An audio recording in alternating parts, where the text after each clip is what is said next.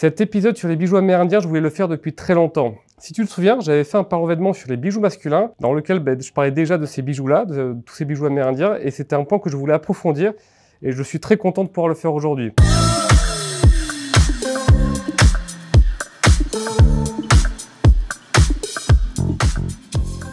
Moi, quand je vois Hiroki Nakamura, donc, qui est le fondateur de la marque japonaise Visvim, qui porte ses bijoux amérindiens avec ses vestes militaires, etc., et je trouve que le bijou amérindien, c'est un bijou qui peut se mettre dans plein de tenues, et c'est pour ça que je l'aime autant. Et donc, j'ai eu envie de remonter à la source de ces bijoux amérindiens, de remonter même très très loin, et pour le faire, quel autre lieu idéal que la boutique Harpo à Paris. Donc, pour parler des bijoux amérindiens, on est dans une boutique unique en France, et même, je pense, en Europe, on est chez Harpo, au 19 rue Turbigo, à Étienne-Marcel, à Paris 2. Donc, Dorothée qui gère la boutique, est-ce que tu peux nous expliquer ce qu'est Harpo et ce qu'on peut y trouver? Harpo, c'est d'abord une entreprise familiale qui a été créée par mon père en 1971. Ouais, donc ça remonte. Un petit peu. Que j'ai repris par amour aussi, et par amour des pièces de ces Indiens. Et donc ce qu'on fait, nous, c'est qu'on travaille avec différents artistes ou artisans amérindiens, principalement du sud-ouest des États-Unis. Ouais. Donc c'est beaucoup de bijoux en turquoise et en argent. Je vais aux États-Unis tous les mois ou tous les 2 mois. Okay. Aller chiner des pièces, aller voir les différents artistes selon ce que j'ai envie, selon la demande. Donc c'est très en anglais, c'est handpicked en fait, Ouais, du picking, je fais un peu de picking et aussi j'achète des pierres chez différents dealers de pierres pour avoir vraiment les pierres, pour choisir toutes les pierres de une à une que je vais donner à différents artistes pour avoir un style particulier. Ah oui, donc t'as pas du tout un rôle qui se limite juste à être vendeur en fait, c'est que vraiment tu te rends sur place. Oui, c'est un petit peu, on pousse un petit peu plus le délire à avoir vraiment des choses que pour nous. Voilà, donc je reste, ta pierre. Voilà, donc on choisit les pierres et après je choisis mes artistes, je leur donne peut-être vaguement une direction ou alors je les laisse faire complètement ce qu'ils savent faire. Mais en tout cas, je reste vraiment dans... Enfin, je vais être surtout dans leur sens. Ok. Ce qui m'a appris beaucoup de patience et d'humilité. Ouais, j'imagine. Parce que c'est peut-être aussi pour ça qu'on est tout seul à faire ça, c'est que c'est pas évident et c'est pas toujours évident. Parce que l'Indien fait un petit peu ce qu'il veut et que c'est quand même des peuples fiers et que s'il n'a pas envie, il ne le fera pas.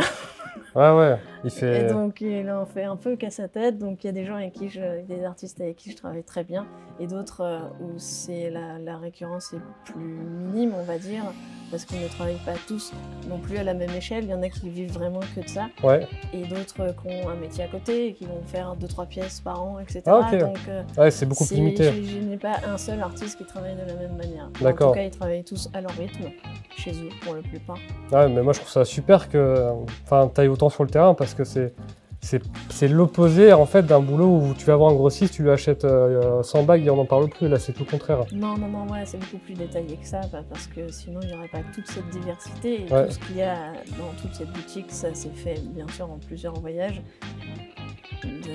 Voilà, en fait, et selon nos humeurs aussi d'achat. Ouais. Selon tes goûts à toi aussi. Surtout. Ouais. Alors, globalement, quand on parle de bijoux amérindiens, on parle de quoi exactement? En fait, c'est la bijouterie qui englobe vraiment le sud-ouest américain. Donc, tu as une vaste région qui englobe l'Arizona, le Nouveau-Mexique, quelques bouts de la Californie, du Nevada, de l'Utah ou du Colorado. Plus précisément, ce sont les tribus donc Navajo, les Zuni, les Hopi et les Pueblos qui fabriquent ces bijoux. Vu que ce sont des bijoux principalement constitués en argent, il y a un mot en anglais qui permet de désigner, c'est vraiment ces bijoutiers spécialisés dans ce métal. On appelle ça les silversmiths. Un mot qui n'a pas vraiment d'équivalent en français. Ou alors on pourrait le traduire par orfèvre, mais bon, un orfèvre, c'est quelqu'un qui travaille l'or. Donc là, on pourrait dire un argent-fèvre à la limite. T'as compris la blague? Alors la date clé du bijou amérindien, c'est plutôt 1860-1870, parce que c'est à partir de là que les Amérindiens sont mis à travailler le métal. Avant, ils faisaient des bijoux, mais ils travaillaient d'autres matériaux que le métal.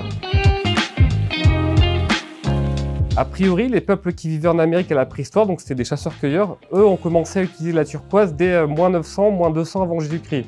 Alors je sais que c'est une fenêtre temporelle assez large, mais bon, ça te donne une bonne idée. La turquoise, qu'est-ce que c'est? C'est cette pierre bleue qui est très utilisée dans la bijouterie amérindienne On va voir après pourquoi. Mais là où on voit une augmentation de l'utilisation de cette pierre, c'est à partir du Xe siècle. Alors cette pierre, il l'appelait la pierre du ciel parce que bon, tu vois bien qu'elle a un bleu turquoise, comme le ciel. Alors à cette pierre, il lui prêtait des pouvoirs magiques comme la santé, l'amour, la chance, etc. Donc c'était une pierre qui était très utilisée pour le chamanisme indien et c'est pour ça que forcément, on la retrouve beaucoup dans la bijouterie amérindienne. Donc côté bijoux, c'était en os, en coquillage, et ils faisaient des bracelets et des colliers principalement. Donc là, c'était des peuples comme les Hohokam, les Mogolons ou les Anasazi qui étaient culturellement très développés et qui du coup faisaient déjà beaucoup de bijoux. Puis on arrive en 1860 où là, ce sont les Navarros qui se sont vraiment distingués pour leur travail du métal. Au début, ils ont commencé en créant des petits objets utilitaires comme des composants de brides ou même des gamelles pour que les soldats US du coin puissent manger le midi. Mais là, on n'était pas encore sur le travail de l'argent. Les Navarros ont donc appris à travailler le fer, le cuivre et le bronze, mais c'est l'argent qui va vraiment devenir vite leur métal préféré, un métal qui surnommait le métal de la lune pour son éclat argenté, comme la lune. Alors on ne sait pas exactement quand est-ce qu'ils ont commencé à travailler l'argent, parce qu'il y a assez peu de sources primaires et à chaque fois c'est un auteur qui va citer un autre, qui va à nouveau en citer un autre. Donc on ne sait pas dire à l'année près quand est-ce que justement ces Amérindiens ont commencé à travailler ce métal si particulier. Et on présume que ce sont également les Navarros qui ont transmis l'art de l'argent aux tribus voisines comme les Hopi, les Zuni ou les Pueblos. Alors même si on ne sait pas exactement quand est-ce qu'ils ont commencé à travailler l'argent, il y a un nom qui émerge, c'est Atsidi Sani, où on considère que c'est le premier orfèvre amérindien spécialisé dans l'argent connu. Et c'est lui qui ensuite a transmis son art à ses fils et à d'autres artisans du coin. Alors malheureusement, on ne sait pas grand-chose de sa vie, elle n'a pas été très documentée, donc certains pensent qu'il est mort en 1870, d'autres en 1890, et t'as la même qui disent non, il est mort après 1900. Donc tu vois, ça reste assez flou. Donc après Atsidi Sani, tu as un autre artisan qui est connu, c'est Atsidi Chon, où a priori, ça serait le premier artisan amérindien à travailler ce qu'on appelle la concho belt. Donc c'est une ceinture avec des pièces en argent tout du long, où en fait, ce sont les Espagnols qui ont apporté ça, et forcément les Indiens ont vite remarqué toute cette métallerie sur cette ceinture, et ils ont voulu la refaire également à leur sauce. Donc concho, ça vient du mot espagnol concha, qui désigne simplement la conque, le coquillage. Alors pourquoi cette date? Parce qu'on estime que c'est à partir de là où le bijou amérindien tel qu'on le connaît, tel qu'on peut voir chez Harpo, est vraiment né. Donc comme je te l'ai dit, les Amérindiens ont vu les premiers colons espagnols et mexicains arriver, avec tout ce travail de métal autour de leurs sangles et de leurs brides. Et là, ils ont eu envie de s'approprier ça et de le mêler avec leur arle, de la perle et de la bijouterie qui existait déjà avant. Tu as même certains Amérindiens convertis au christianisme par les missionnaires locaux, qui se sont mis à porter des rosaires et des croix de Lorraine, donc c'est pour ça que la croix fait très tôt son apparition dans la bijouterie amérindienne. Et justement, ces bijoux amérindiens commencent à intéresser quelques businessmen colons. Et tu vas voir, ces revendeurs vont jouer un rôle très important dans l'histoire du bijou amérindien, mais ça on va y revenir un peu plus tard. Et dans les années 1880, les Amérindiens commencent à suffisamment maîtriser le travail de l'argent pour y incruster de la turquoise. C'est logique, parce que comme je te l'ai dit, la turquoise est un matériau qu'ils travaillent depuis longtemps. Mais encore faut-il trouver un moyen d'enserrer cette pierre sur un bijou. Et donc il a fallu perfectionner cette technique où tu as une fine couronne d'argent qui maintient fermement la pierre sur le bijou. Donc évidemment, c'est une technique qui s'est perfectionnée dans le temps où la couronne va devenir de plus en plus fine et va épouser encore plus parfaitement la pierre. Les revendeurs de bijoux de l'époque se sont vite aperçus de toutes les possibilités créatives autour de la turquoise et de l'argent. Et c'est pour ça qu'ils n'ont pas du tout hésité à aider les Amérindiens en leur fournissant des outils de meilleure qualité ou à leur fournir de quoi mieux polir la pierre autour des points de vente dans les réserves amérindiennes. Alors les outils pour fabriquer ces bijoux étaient très rudimentaires, donc ils détournaient même des éléments de chemin de fer pour fabriquer leurs propres outils. Et c'est ça qui est beau avec le bijou amérindien, c'est qu'il est remarquable de voir ce que les artisans arrivent à créer avec des outils juste comme ça en fait. Il faut que je te parle d'une technique très distinctive du bijou amérindien, c'est le sandcast, en français qu'on pourrait traduire par moulage au sable. C'est un procédé assez compliqué à maîtriser mais qui donne vraiment un très bel effet texturé au bijou. Donc en fait tu crées ton moule dans le sable, tu fais couler du métal dedans et après ça donne un bijou avec cette texture très sablée. Mais tu te rends bien compte que c'est pas toujours très facile à travailler, donc du coup on est parti sur une autre technique qui s'appelle le tufa cast. Alors le tufa c'est donc une pierre ponce, une pierre volcanique, et donc l'artisan tu vois bien, il va créer son bijou dans la pierre. Ensuite, il va couler l'argent par là. Donc là, ensuite, tu as des minces rigoles, on va dire, pour pas qu'il y ait de bulles d'air. Par-dessus, il met une autre partie et à la fin, du coup, ça te donne ce bijou-là. Donc l'intérêt du tufa, c'est que ça donne une très belle texture sablée. Bon, moi, je trouve ça magnifique, parce que vous savez, chez Bonne Nuit, on aime beaucoup la texture. Et ça donne cette texture vraiment inimitable qui va très bien se patiner dans le temps. Donc non seulement ça donne une texture sablée qui est super cool, mais le tufa cast permet aussi de travailler des formes beaucoup plus élaborées, qui vont beaucoup plus loin qu'une simple feuille en argent courbé sur lequel on va graver des trucs. Donc forcément la technique s'est sophistiquée par la suite avec des motifs par exemple toujours plus fins gravés dans le tufa, et c'est une technique qui reste quand même assez chronophage parce que souvent quand on démoule le bijou, le moule se casse. Donc forcément si tu veux refaire un bijou il faut recommencer un moule entier. Et donc ça fait des pièces uniques. Alors si ça t'intéresse, tu as même des tutos sur YouTube qui t'apprennent à faire du tufa cast si tu veux t'y mettre. Donc voilà, ça c'était la phase 1 où les bracelets étaient assez larges avec des motifs assez rudimentaires dessus parce que les outils pour créer ces motifs étaient eux aussi assez rudimentaires, voilà, où les colliers étaient assez larges, assez imposants. Mais malgré tout, ce sont ces designs-là qui vont poser les bases pour les générations à venir. Et on passe en 1900, où c'est là où le bijou amérindien commence à trouver un vrai marché, alors qu'avant c'était plutôt réservé à des minorités autour des réserves.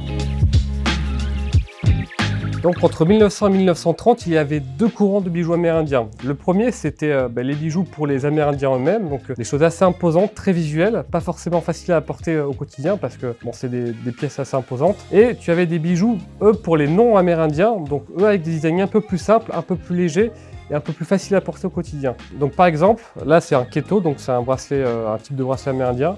Tu imagines bien que ce genre de produit, ça intéressait plus les Amérindiens pour un côté un peu plus parure que le touriste du coin pour le porter tous les jours. Côté design, les motifs étaient toujours assez relativement rectilignes parce qu'avec les outils de l'époque, c'était compliqué de faire des motifs tout en courbe. On va dire que c'était une esthétique assez brute.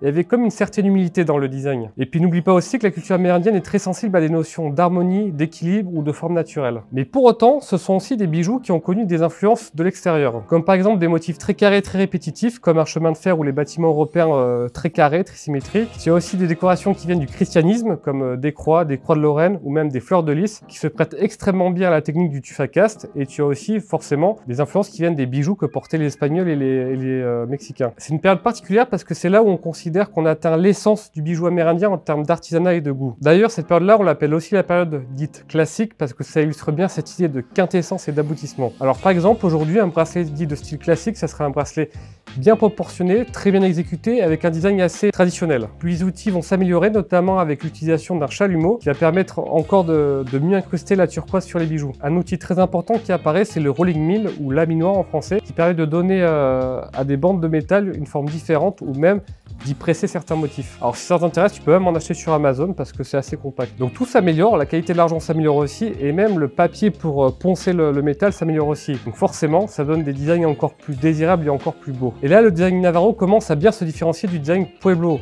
Donc les Navarro, tu as quelque chose de très symétrique en argent, parce que les Pueblos, tu vois, tu as plutôt un travail de perles avec tout ce qu'ils trouvaient sous la main. Donc là, c'est un collier des années 30. Donc ils vont commencer à prendre des fils d'argent et les tresser ensemble pour faire ce genre de motif.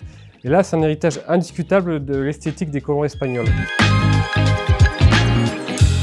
C'est à partir des années 30 qu'il demande d'y avoir une demande encore plus importante de produits signés par un artiste et encore plus personnalisés. Et vu que la demande grandit, les produits deviennent plus commerciaux, il faut donc les produire de manière plus industrielle. Et pour les revendeurs de l'époque, le bracelet est une pièce très utile. Ça se porte très facilement que ce soit un homme ou une femme, c'est petit à stocker, ça se fabrique facilement et dessus on marche bien. Ça coche vraiment toutes les cases de l'accessoire parfait. Et côté design, on a des choses plus géométriques et plus répétitives car c'est plus facile à faire. Et tu as certains artisans qui ont accepté d'embrasser le mouvement avec des designs plus centrés sur ce que le client aimait, donc aussi plus premier degré avec des flèches ou des animaux. Le but dans tout ça, c'était aussi de booster les ventes. Mais en opposition, tu as aussi des artisans, eux, qui ont été un peu heurtés par cette tendance très touristique et eux qui ont voulu préserver la quintessence du bijou amérindien. Et donc là, tu as plusieurs associations qui se créent pour protéger l'art amérindien, comme l'Iliant Art and Craft Board, bon, tu connais mon accent anglais, notamment pour protéger le bijou amérindien des imitations ou des trucs très rentrés de gamme, très cheap. Et à un moment, on a même eu un tampon officiel sur les bijoux pour garantir l'origine, qu'elle soit Navarro, Zuni ou Hopi. Mais malheureusement, ce tampon n'a pas duré jusqu'à la Deuxième Guerre mondiale. Et alors que les touristes continuent à préférer les designs plus simples, certains artisans se sont dit moi c'est mort, jamais je ferai des choses très commerciales, donc tant qu'à faire, autant que je pousse mon art et ma singularité encore plus loin et que je devienne un artiste vraiment reconnu. Et ça va poser les graines pour que 30 ans plus tard, dans les années 60-70, des artisans célèbres émergent comme Charles Loloma, Abraham Béguet ou Joe Quintana, mais on va y revenir plus tard. Et en 1937, un jeune anthropologue du nom de John Adair se lance dans un projet très ambitieux. Il va étudier les pièces amérindiennes des musées, il va interviewer les artisans d'activité et de tout ce travail, il va en faire un livre qui s'appelle The Navarro and Pueblo Silversmith, qui est un livre de référence qui est sorti en 1944, un livre que tu peux d'ailleurs encore acheter aujourd'hui. Et c'est vraiment le premier livre qui va documenter de manière très sérieuse les bijoux amérindiens et c'est vraiment le premier livre que tu dois lire si le sujet t'intéresse. Donc c'était aussi une époque où les hommes portaient peu de bijoux et donc là le bracelet était un accessoire assez facile à porter pour eux. Et on a même créé des bracelets bijoux exprès pour les montres pour toucher une clientèle plus masculine. Alors des deux catégories de bijoux qu'on a vues, il y en a maintenant trois. Donc tu as les bijoux antiques avec le côté un petit peu plus vintage, donc des bijoux qui ont plusieurs dizaines d'années. Tu as ce qu'on appelle le craft work, ensuite ce sont des bijoux donc plus contemporains, très qualitatifs, et tu as ensuite les bijoux plus commerciaux, plus touristiques, qui malheureusement ont donné un peu cette image de bijoux cheap aux bijoux amérindiens. Côté commercial, jusqu'à présent, les artisans revendaient leurs bijoux à des revendeurs, donc des revendeurs non amérindiens, et ces revendeurs les revendaient eux-mêmes aux clients finaux, donc la plupart du temps des touristes. Et sans surprise, ces revendeurs étaient de très bons businessmen. Et finalement, petit à petit, ces revendeurs sont mis à arbitrer l'esthétique de ces bijoux en disant par exemple à l'artisan, bon ben voilà, ce design il n'a pas très bien marché, donc est-ce que tu préfères plutôt celui-là? C'est celui que le client préfère. Donc ils étaient très portés sur la tendance à très court terme. Et en réaction à ça, tu as certains Amérindiens qui se sont dit, mais attends, mais pourquoi est-ce que nous, en tant qu'artisans, n'ouvririons pas nos propres boutiques, nos propres galeries d'art plus respectueuses de notre travail? Et donc tu sens qu'à cette époque-là, il commence à y avoir une volonté de se détacher de designs très commerciaux, très touristiques, très accessibles, pour aller vers des choses beaucoup plus créatives, beaucoup plus haut de gamme, et beaucoup plus respectueuse de l'âme du bijou amérindien.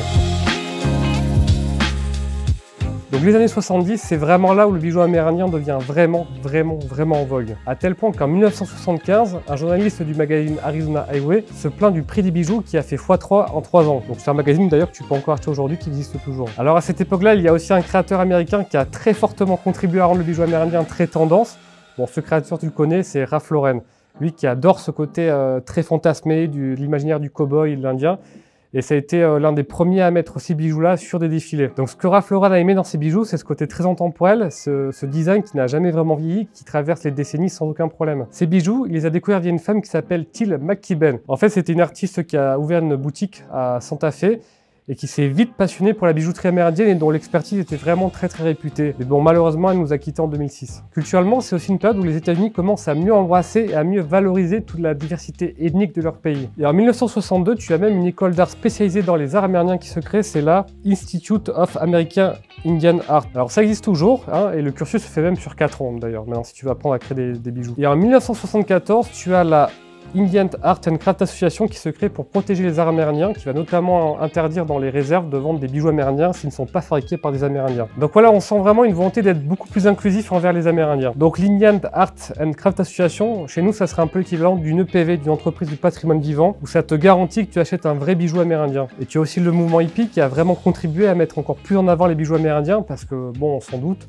les hippies étaient très attirés par cette culture amérindienne autour de l'harmonie ou de l'équilibre. Les années 70, c'est aussi là où le rôle des revendeurs va évoluer. Donc de boutiques très touristiques où on fait vraiment du volume, certains vont décider d'avoir une démarche plus qualitative en créant des boutiques ou des galeries d'art vraiment dédiées aux arts amérindiens. Ils vont aller plus loin, ils vont aider l'artisan à trouver des matériaux de meilleure qualité, de meilleurs outils, et ils veulent que l'artisan soit le mieux payé possible. Donc vraiment, ils repensent leur proposition de valeur. De simples intermédiaires, ils ont envie vraiment de devenir de vrais partenaires dans la réussite des artisans amérindiens. Un peu comme ce que fait Harpo en France. Donc forcément, ça favorise l'émergence de designers encore plus audacieux, mais aussi qui sont plus contemporains, qui se détachent un petit peu de l'héritage. Les années 70, c'est aussi à ce moment-là qu'un jeune japonais parcourt les États-Unis et qu'il rencontre un artisan qui va l'initier au travail de l'argent. Il était tellement respectueux des traditions locales qu'il fut admis par les Lakota à assister à certaines cérémonies qui ne sont d'habitude pas accessibles à des non-amérindiens. Il était surnommé Yellow Eagle, aigle jaune, et il mit au point une plume en argent en guise de pendentif. Et quand il est rentré à Harajuku, il créa sa propre boutique et la légende fit le reste. Oui, il s'agit du célèbre Goro, un artisan qui entraînera l'émergence de toute une génération de bijoutiers japonais comme First Taro, Larry Silversmith, Albatori ou Wing Rock qui adorent cette esthétique amérindienne. Les Japonais, eux, vont amener le bijou amérindien dans une autre direction avec notamment un gros travail sur le ciselage et sur la forme de la plume qui vont décliner dans toutes les formes possibles. Mais ça, c'est une autre histoire et c'est celle que je raconte dans mon pan-événement sur les bijoux masculins. Cela dit, et c'est mon avis très personnel, je pense que les Japonais contribuer à mettre le bijou amérindien dans des tenues très pointues, notamment avec des marques de streetwear tokyoïdes très pointues. Et c'est comme ça que tu as des gens comme John Mayer qui portent des bijoux amérindiens avec du acronyme ou du visum. Alors les années 80, c'est un peu la continuité des années 70, à savoir que tu as des collectionneurs qui recherchent des pièces encore plus exclusives, encore plus contemporaines, avec des designs encore plus uniques. Donc c'est là où vraiment tu as de vrais artistes qui essayent de se détacher un peu de leur de l'héritage traditionnel et qui explorent des choses beaucoup plus modernes. Donc là, tu as un énorme travail de marqueterie. Là aussi, regarde sur ce bracelet, tu vois, il y a un aboutissement technique, artistique et créatif qui est juste incroyable. C'est là où tu as des artistes vraiment qui deviennent très célèbres comme Cody Sanderson ou Chris Pruitt, mais des noms, tu en as vraiment plein. À cette époque, les observateurs disent même que la bijouterie amérindienne n'a jamais été aussi belle que maintenant, car il y a vraiment un aboutissement technique, artistique et créatif. Vraiment, la bijouterie amérindienne d'artisanat devient un art à part entière. Les années 80, c'est aussi là où en France, il y a une grosse tendance de tout ce qui touche à cet univers western, notamment avec Johnny Hallyday, qui était d'ailleurs un bon client de la boutique Harpo. D'ailleurs, tu viens dans la boutique, tu as des photos dédicacées de Johnny Hallyday. Et là, on arrive aux années 2000, où avec l'arrivée d'Internet, la connaissance est encore plus diffusée. Les photos de bijoux se sont également diffusées. Les artisans se sont mis à ouvrir des comptes Instagram. Donc ça a créé encore plus de demandes. Et surtout qu'en plus, tu as en ce moment un retour en force du workwear US. Donc qui se mêle parfaitement avec cet univers amérindien. Alors cela dit, la demande, si elle a vraiment augmenté, l'offre n'a pas tellement augmenté. Aux États-Unis, tu as même des points de vente qui se sont fermés. Et une demande qui augmente, mais une offre qui reste la même, qu'est-ce qui se passe? Ça fait une augmentation des prix. Et donc aujourd'hui, tu as de vraies boutiques spécialisées dans l'art amérindien, plutôt haut de gamme, des galeries d'art aussi, qui sont bien installés. Par exemple, les points de vente très connus aux États-Unis, tu as Garland et Weddell, mais ça reste très haut de gamme. Ce sont souvent des bracelets à plus de 1000 $, et c'est pas forcément ce que je recommanderais pour quelqu'un qui veut juste un petit bracelet pour débuter. Et si jamais tu es dans le coin, chaque année, il y a le Swaya Native American Art Market à Santa Fe, où tu peux acheter directement des bijoux auprès des artisans. Et là aussi, les prix sont assez élevés. Mais franchement, j'aimerais bien y aller un jour. Et alors, malheureusement aussi, tu as aussi des reproductions qui sont apparues, pas forcément fabriquées aux États-Unis. Donc c'est bien d'avoir un lieu de confiance comme Harpo où tu peux acheter des bijoux en étant sûr de leur origine. Voilà, après cette longue partie historique, on va voir aujourd'hui quels sont les grands classiques du bijou amérindien, quelles sont ses caractéristiques. Donc on a vu qu'effectivement la turquoise c'était un matériau qui était vraiment séparable de la bijouterie amérindienne. Est-ce que tu peux nous dire pourquoi justement il y a plusieurs couleurs et qu'est-ce que ça signifie en termes de qualité ou d'origine? La turquoise, déjà on travaille que des turquoises américaines parce qu'il y a beaucoup de mines aux États-Unis, oui, dans le sud-ouest américain. Principalement Nevada ou Arizona. Ouais. Et donc la couleur, elle varie selon les oxydations des métaux qui l'entourent. D'accord. Plus ou moins de cuivre ou plus ou moins de fer. Donc là, par exemple, ça c'est une turquoise qui s'appelle Carrie Colette, qui est un vert clair, un peu laiteux. C'est ce qu'on voit ici du coup. Ça c'est une autre turquoise qui s'appelle Fox turquoise, qui est un petit peu plus verte, donc moins connue que la très très bleue. Ok. Mais tout aussi qualitative. La couleur n'entache rien à sa qualité, en fait. D'accord. Ce qui va faire sa qualité, c'est la profondeur dans laquelle on va trouver la turquoise. Plus elle sera profonde, plus elle sera dense, et moins elle aura besoin d'être traitée. Elle sera juste polie pour être sertie en bijou. Voilà, donc là, c'est ce qu'on voit, c'est que là, c'est pas poli du tout. Donc ça, c'est très très brut. Ça, c'est une turquoise qui s'appelle Dry Creek, qui est aussi le nom d'une mine. Donc si on regarde de très près, on peut voir un peu de pyrite de fer, ce qui va donner la couleur finale à la turquoise. Ok, et donc ensuite on la polie, c'est ce qui donne cet aspect un petit peu brillant. Voilà, exact. Donc ça, ce sont des pépites de Sleeping Beauty polies. Donc là, c'est ce qu'on a ici. Voilà, ça c'est de la Sleeping Beauty brute, qui est très... Elle est plus pâle, très claire. Voilà, c'est normal qu'elle soit un peu plus pâle du coup. Très clair, donc ça c'est vraiment brut, donc c'est mat, assez poreux. Donc même la turquoise, même quand elle est polie comme ça, elle change un peu de couleur parce qu'il y a des... ça sombrit un petit peu? Ça peut s'éclaire. En fait, dans une pépite, on ne sait pas ce qui va être dedans, ça peut être plus ou moins bleu ou vert, etc. C'est un peu la surprise. Mais c'est surtout qu'avec le temps, la turquoise, elle peut évoluer en couleur parce qu'elle reste toujours un peu poreuse. Ah, elle va se patiner du coup. Elle va se patiner. C'est pour ça que sur les bijoux anciens, il y a beaucoup de turquoises qui deviennent un petit peu vertes en fait. La turquoise, elle va aspirer un petit peu tout ce qui est transpiration, crème ou dans la vie de tous les jours en fait. Et donc ça, du coup, là, il n'y a que cette épaisseur-là qui est utilisable pour faire un bijou. Voilà, non, ça c'était juste pour montrer en fait une pépite brute qu'on a juste poncée et polie. D'accord. Juste pour montrer qu'il y a, voilà, c'est sans malice, il n'y a pas de traitement chimique, etc. Et toi, sur tes bracelets, du coup, c'est quoi comme turquoise? Ça, c'est une Pilot Mountain, c'est un bracelet que j'ai depuis 20 ans, et on voit un petit peu sur les côtés qu'elle verdit un petit peu, mais en vrai, bon, ça bouge pas tellement, mais selon la peau des gens, etc., ça, on ne sait jamais. Ça vit avec le Exactement. Avec le porteur. Exact. Ok, et ce que je vois, c'est qu'aussi, ça peut être travaillé de manière très très fine, finalement. Voilà, donc ça, ce sont les fameux colliers fétiches. C'est fait par les Unis, où chaque animal a une particularité et apporte quelque chose. Ça, à la base, je crois que c'était des colliers de mariage. C'était l'homme qui offrait ça à sa femme parce que chaque animal a une protection propre. D'accord, donc effectivement, il s'inspire aussi des animaux pour leur design. Ok. En termes de matériaux, donc on a quoi d'autre aussi? On a le corail. De l'argent, surtout ce qui est fait sur argent. Voilà. Et ce qu'on retrouve aussi, ça va être du corail. On peut trouver du coquillage aussi énormément. Ça, le corail, c'est ce qu'on voit en rouge ici. Exactement. Ok. Et l'argent, c'est quoi comme type d'argent qu'ils utilisent? De l'argent 925. Ok. Alors de l'argent 925, qu'est-ce que c'est? L'argent 1925, c'est la proportion d'argent dans le métal, parce que si on utilisait de l'argent pur, ça serait trop mou. Ouais, Et donc, pour le durcir un peu, on l'allie avec un autre métal, ce qui est là, en l'occurrence, du cuivre, principalement. d'accord. Ok. Alors je vois que sur certains bijoux, sur l'argent, c'est parfois plus sombre et parfois plus clair. Comment est-ce qu'ils arrivent à avoir cet aspect plus sombre en fait qui donne du contraste? Bah, c'est une oxyde de sulfure qui noircit l'argent. Ok, c'est ce qu'on voit aussi ici. Absolument. Ok, Absolument. Et donc, quand l'Indien va souder tous ces éléments sur sa pièce, en l'occurrence cette bague, l'argent sera très très blanc ok, et donc manquera de volume. Donc lui, il va le plonger dans cette patine qui est oxyde l'argent. ouais, Donc il va rentrer tout dans les interstices et après, il va polir la pièce ok. comme ça pour faire réapparaître le brillant de l'argent. Alors là, on a un côté argent mat qui est matifié, brossé. Et là, on a vraiment sur cet exemple d'overlay fait par des Hopi, l'argent qui est très très lisse et brillant. D'accord, ça permet de donner un effet de contraste et de... Voilà, et de profondeur aussi. Ouais, ouais. Ça donne un effet un petit peu patiné. Mhm. Et donc là, justement, là, c'est la couche de base, elle est oxydée. Et la couche au-dessus, elle est par contre toute... Elle est ciselée et lissée, en fait estampée. Ouais, sur les plumes, on voit bien, effectivement. Voilà, toutes les plumes sont toutes travaillées à la main. Ça, c'est vraiment, tout est découpé et façonné à la main. Et donc, on voit la différence d'argent très lisse, l'oxyde, et le côté entre deux ciselé. Ça, c'est la technique de l'overlay, justement, le fait que ça soit en deux couches. Deux couches, exactement. Et qui donne cet effet de profondeur. Ce qui est une particularité du travail Hopi. Ok, super. Et alors, justement, là, par contre, c'est sombre. Mais c'est quoi comme matière?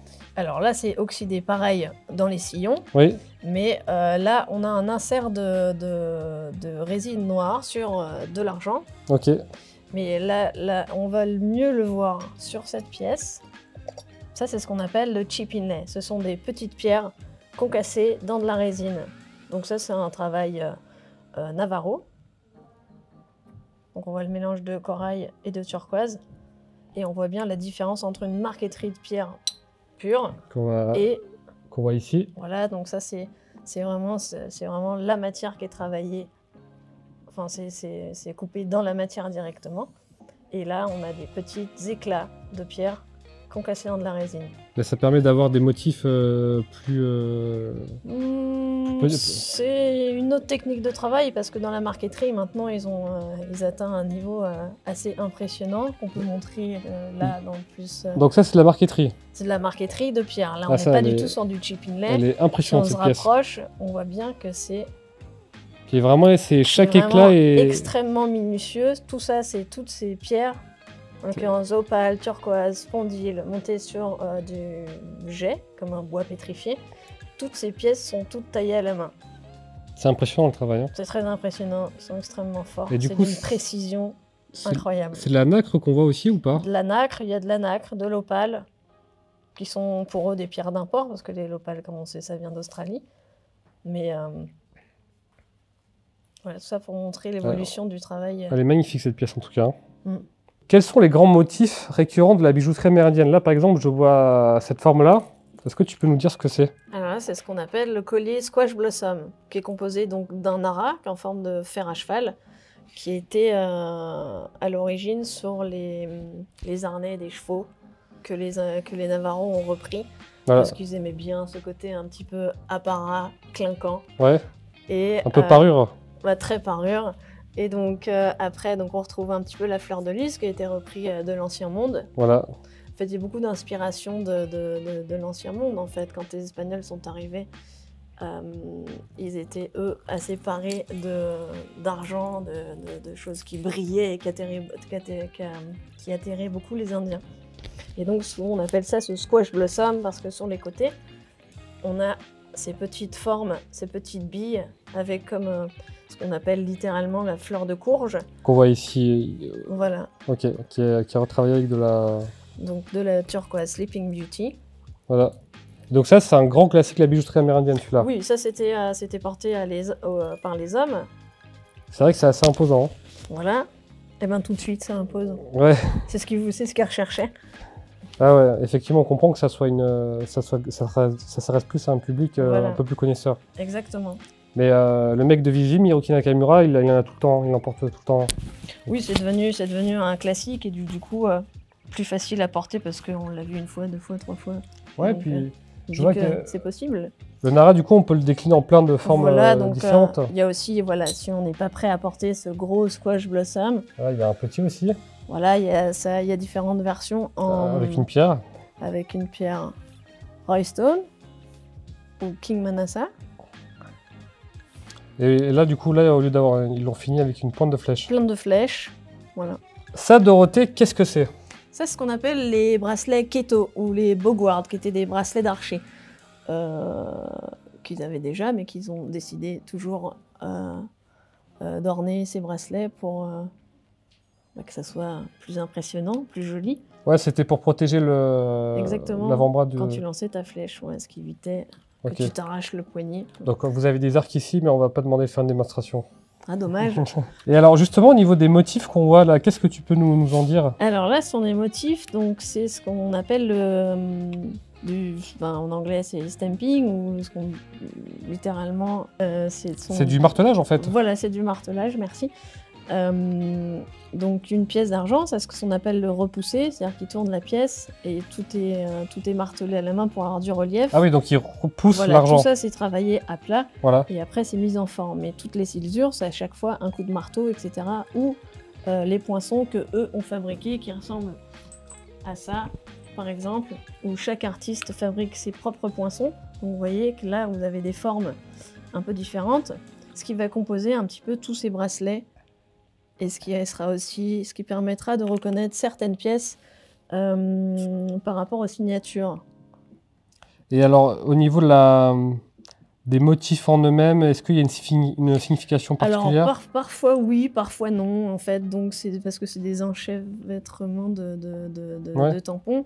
Donc, il y a le lever du soleil, on peut retrouver des pointes de flèches, on peut retrouver des tipis, on peut retrouver des traces d'animaux un peu stylisés.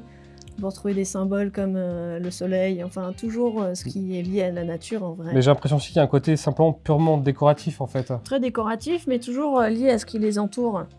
Ok. Et là par exemple là-dessus, cette espèce de rosace. Voilà. Est-ce que ça fait allusion à quelque chose de particulier ou pas? Donc ça, je pense que ça reprend aussi un des motifs de la fameuse ceinture conchas. Et donc toujours un petit peu en rond. Chez les Indiens, c'est toujours rond ou carré, c'est toujours très symétrique. C'est toujours nord, sud, est, ouest. Et donc c'est des motifs qui sont assez répétés, ce qui forme des rosaces ou des papillons. Là, on pourrait dire que c'est presque des plumes ou des rayons de soleil. Voilà, des rayons, ouais, exactement. Ok. Et là, ça peut être comme un serpent ou un... Ça, je l'ignore, hein, je connais pas tout, mais en fait, c'est une répétition. Voilà, ou là, une petite fleur qu'on voit ici. Juste ici, là, dans ce sens, si on se la prend dans ce sens-là. Voilà. Ok, et ça, tu portes ça comment, du coup? Sur le poignet Sur le poignet, tout simplement. Et toi, tu en portes? Oui, j'en ai un. J'aurais dû l'emmener. J'en ai un, donc ça, c'est fermé avec des picots comme ça, ou alors ça peut être des lanières de cuir également. Ça reste vraiment quand même à une clientèle. Donc ça, c'est plutôt pour hommes. Moi, ça va être un peu grand pour moi. Mais il y a des versions femmes que je n'ai plus en ce moment, mais que j'aurai bientôt. Donc ça, oui, c'est trop grand pour moi. Mais c'est déjà quelque chose qui impose. C'est pareil, c'est de la parure. Pareil, ils en ont des deux côtés. Ok. Donc j'ai expliqué qu'il y avait une partie du marché qui était vraiment en demande de bijoux signés, de bijoux vraiment avec une vraie création individuelle. Comment est-ce qu'on reconnaît le travail d'un artiste? Déjà en voyant beaucoup. Ouais. Et aussi, en fait, par exemple, quand on voit ce travail-là, on sait très bien qu'on parle de ce fameux artiste qui s'appelle Sunshine Reeves, qui a une répétition de ses tampons. Et c'est vraiment propre à son travail. Ok. Donc lui, il a un côté répétitif. Toutes les pièces sont signées, c'est signé à l'intérieur. Donc là, c'est un autre artiste où sa signature, c'est une pointe de flèche. Voilà, ça, on est sur une pièce. Nous avons une pièce ici de Calvin Martinez qui signe comme ça d'une petite pointe de flèche et ses initiales. qui envoie un travail de shadow box, on appelle, c'est une couche d'argent qui recouvre un vide oxydé, qui donne aussi du volume, qui donne un côté bombé à la pièce, avec une très très jolie turquoise Royston. Qui est très bien insérée d'ailleurs, incrustée. Voilà, qui est sertie. Ok. Et donc là aussi, c'est toujours le même artiste. Ça, c'est aussi Calvin Martinez. Avec la signature en pointe de flèche. Exactement. Ou ici, on a un Zippo en argent qui a été fait par Steve Begay. Qui est magnifique, hein. Qui est très très beau. Donc ça, c'est vraiment représentatif de son travail aussi. Il est vraiment connu pour ça. Donc ça, c'est une très très belle signature. Ok, ce côté très ciselé. Très ciselé et oxydé. Et en fait, c'est une espèce de patine qui est vraiment propre à lui-même. Ok. Avec une turquoise Lender Blue, extrêmement rare. Et toi, quand tu as un bijou amérindien dans les mains, qu'est-ce que tu regardes pour avoir une idée de la qualité du bijou, de ce que tu as entre les mains? Je regarde, le poinçonnage, ça a toutes ses estampes. Je regarde ce que la pierre apporte aussi, soit par sa forme, ou sa lumière, ou sa rareté. Ouais. Et voilà, donc effectivement, j'ai toujours des artistes que je préfère à d'autres. Ah, on a chacun une sensibilité personnelle en fait. Exactement. En fait, ce que je disais, c'est une histoire de feeling, ces bijoux. On est happé par ce bijou ou pas. C'est-à-dire que je vois bien à la vente ici, c'est il faut que le bijou t'appelle en fait. Ah ouais. C'est presque la pièce qui va toi te choisir. Ouais, mais c'est le côté très spirituel. C'est spirituel. C'est déjà chaque bijou a vraiment une histoire, une âme, je le pense. Et parce qu'il a été fait comme ça exactement aussi. Et cette pièce, elle doit te parler, elle doit faire partie de toi. C'est un peu ce que je me disais, c'est que pour le choisir, il n'y a pas de forme mieux qu'une autre. Il s'agit plus de personnellement, qu'est-ce qui nous parle vraiment. Oui, voilà, qu'est-ce qui correspond le plus à notre personnalité, en fait. Parce que le design des bijoux Navarro, Opis, Uni ou peu importe, c'est quelque chose... Il y a des pièces qui sont extrêmement différentes les unes aux autres. Voilà. Et voilà, c'est trouver la pièce qui va nous correspondre plus, alors plus ou moins ethnique ou plus épurée. Ça doit marcher au coup de cœur en fait. Ça marche au coup de cœur. Voilà. Là, je vois que tu as une drôle de montre, est-ce que tu peux nous en parler? Bien, ça c'est une montre que j'ai depuis plus de 20 ans peut-être, qui est montée sur un bracelet Navarro, qui est du lapis lazuli, de la turquoise et du corail. Comment tu fais pour l'enlever d'ailleurs? C'est sur un bracelet extensible en métal. Tout simplement. Tout simplement. Et en fait, qu'on a adapté sur des cadrans de montres que mon père avait fait à l'époque avec des véritables timbres de collection américaine où il y avait certaines figures amérindiennes comme Sitting Bull, le chef Joseph, Red Cloud, etc. Et alors, est-ce que si j'ai une vieille montre dont je ne sais pas quoi faire, je peux vous l'amener pour que vous la mettiez sur un bracelet? Oui, si ça correspond à l'écartement du bracelet, c'est tout à fait possible. Okay. D'ailleurs, ça nous arrive assez régulièrement. Ok. Ce qui donne des pièces assez intéressantes et assez uniques. Et peu attendues en tout cas. Alors au niveau du prix des pièces, par exemple là on a plein de bagues, est-ce que tu peux nous donner une grande fourchette de combien ça coûte une bague Charpeau par exemple? Je vais te donner une fourche, parce que ça va partir de 50 € à 1000, 1500 € une bague. Donc là à peu près c'est quoi à peu près le... Donc ça c'est ce qu'on appelle donc le chip inlay, ce qu'on vous a montré tout à l'heure. Ce qui est le plus commercial et facile parce que ce sont des motifs assez épurés et faciles à porter. En revanche, une bague comme celle-ci, avec une très belle turquoise Kingman, qui est une pièce signature de Cooper Willis, qui est assez épaisse. Là, on est sur une bague à 785 €, qui est une pièce unique. Elles sont toutes uniques parce que les pierres sont uniques et le travail n'est jamais le même. Donc encore une fois, on va reconnaître l'artiste de par son travail. Voilà. Et le prix va inclure si l'artiste est coté ou pas. Le carat de la pierre, bien sûr. La quantité d'argent aussi. La quantité d'argent. Et si c'est une pièce unique ou de petite série, ou c'est des choses qu'on peut retrouver assez aisément. Et ça, alors, on est sur quel type de prix pour ce genre de bague un peu plus petite? Celle-ci, on va être entre 50 et 120 € pour les plus grosses à peu près. D'accord, ouais, ce qui reste très abordable. Bah, c'est un peu votre force, c'est que de quelqu'un qui découvre totalement cet univers à un collectionneur très hardcore, vous avez vraiment tout ce qu'il faut pour... Oui, normalement j'en ai un petit peu pour tout le monde, un peu pour tous les prix, tous les styles aussi, classiques ou plus ethniques.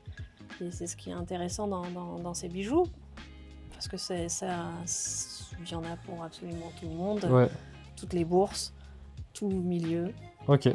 Donc voilà, j'espère que cette vidéo vous aura donné envie de vous intéresser aux bijoux amérindiens. Dorothée, merci beaucoup. Merci à vous. C'était super toutes ces explications et donc vous pouvez venir voir tous les bijoux dont on a parlé au 19 rue de Turbigo à Paris.